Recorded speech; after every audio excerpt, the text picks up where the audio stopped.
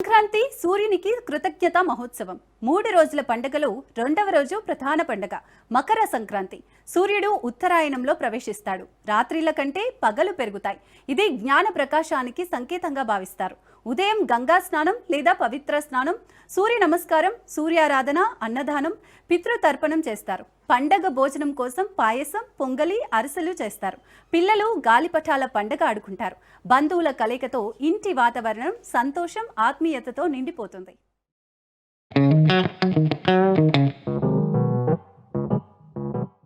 సంక్రాంతి అంటే సూర్యునికి కృతజ్ఞత. తెలుగు హృదయాల మహోత్సవం భోగి మంటలతో మొదలైన సంబరం రెండో రోజున తన పరాకాష్ఠకు చేరుతుంది. అదే మకర సంక్రాంతి. ఇది కేవలం తెలుగు రాష్ట్రాల పండగ కాదు, భారతీయ ఖగోళ విజ్ఞానంతో ముడిపడిన మహత్తర తిథి.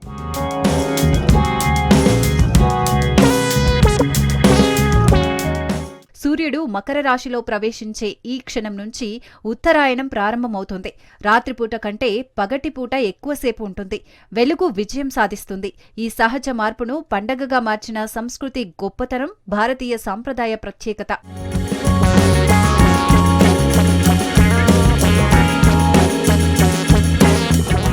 సంక్రాంతి అంటే రైతుకు పంట చేతికి వచ్చిన ఆనందం.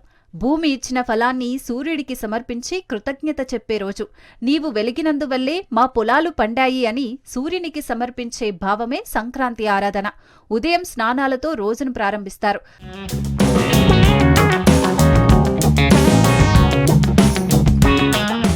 సూర్యోదయ వేళ ఆకాశంలో తేజస్సుతో ఉద్భవించే సూర్యబింబాన్ని చూసి ఆద్యదేవా నమస్తుభ్యం అంటూ ప్రార్థనలు చేస్తారు. ఇది కేవలం మతాచారం కాదు, ప్రకృతి శక్తులకు మనిషి నిలిపే వినయం. సంక్రాంతి రోజున ప్రతి ఇల్లు వంటలతో పరిమళిస్తుంది.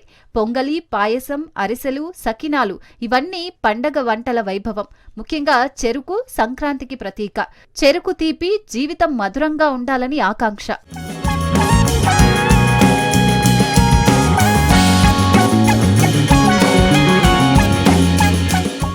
సంక్రాంతి అంటే కుటుంబ సమైక్యత. దూర ప్రాంతాల్లో ఉన్నవారు సొంత ఊళ్లకు చేరుతారు. పెద్దవాళ్లకు నమస్కారం, చిన్నవాళ్లకు ఆశీర్వాదం.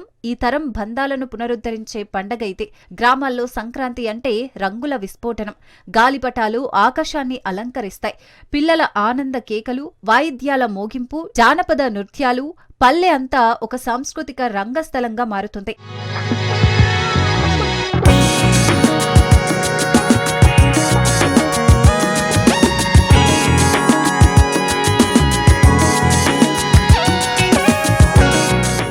పురాణపరంగా సంక్రాంతి పితృదేవతలకు కూడా ముఖ్యమైనది. పితృతర్పణాలు, దాన ధర్మాలు ఈ రోజున చేస్తారు. మా పూర్వీకుల ఆశీస్సు మా మీద ఉండాలి అనే ఆలోచన పితృతర్పణాల్లో దాగి ఉంది. నేటి ఆధునిక జీవన శైలిలో కూడా సంక్రాంతి ప్రాధాన్యత తగ్గలేదు.